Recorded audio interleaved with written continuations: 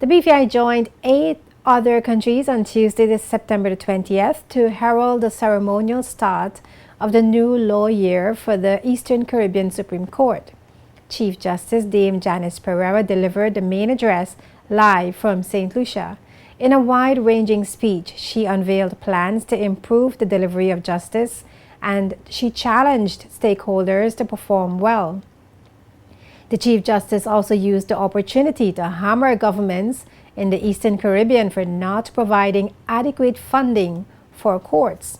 Addressing the matter of access to justice for all, she said it is government's responsibility to ensure that adequate court facilities are provided. Every state has an obligation to its citizens to ensure effective access to justice. It is a basic human right, a constitutional right, which cannot be ignored. This brings me to the responsibilities of the state.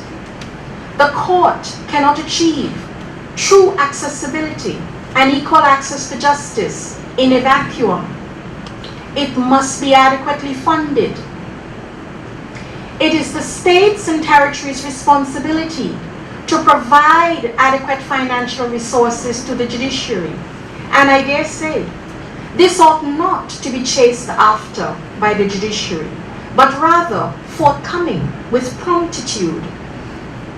It is also the states and territories' responsibility to provide the judiciary adequate physical facilities and related infrastructure, among other things. The courtrooms and other facilities in many of our member states and territories are in a deplorable condition and have been for several years. There are some deficiencies that are so basic as to be shocking. The Halls of Justice project, formulated by the court for the construction of adequate court facilities, has been put forward, discussed, and regretfully is still being discussed for more than a decade. If our citizenry is to truly enjoy access to justice in a way that is effective and meaningful, these deficiencies must be addressed, not another decade from now, but as a matter of urgency. Much of the e-technology which the court wishes to utilize for bringing greater efficiency into the system and for streamlining and simplifying various court processes that are more beneficial to the public are simply incompatible with archaic, dilapidated, and dysfunctional physical spaces in buildings, which lead to frustration on the part of court users and leaves much to be desired in instilling a sense of purpose, importance, and confidence by the public in the courts. Chief Justice Pereira also spoke about the proliferation of new communication technologies, social media, and instant access to court information. Those developments, she says, threaten the judiciary more than ever. The Chief Justice urged members of the judiciary to remain firm in upholding the integrity of the court, and members of the public, she advised, should use technology responsibly. There can be no doubt that the explosion of internet and communication technology in this modern era, where information is virtually instantaneous with a tap or a click, that the court and the methods by which it handles dispute resolution, ranging from physical and financial accessibility to procedural proficiency and timeliness, has brought with it positive developments, but also increased scrutiny. The court, therefore, must be positioned and poised to leverage in a meaningful way the benefits which may be derived from the use of modern technology.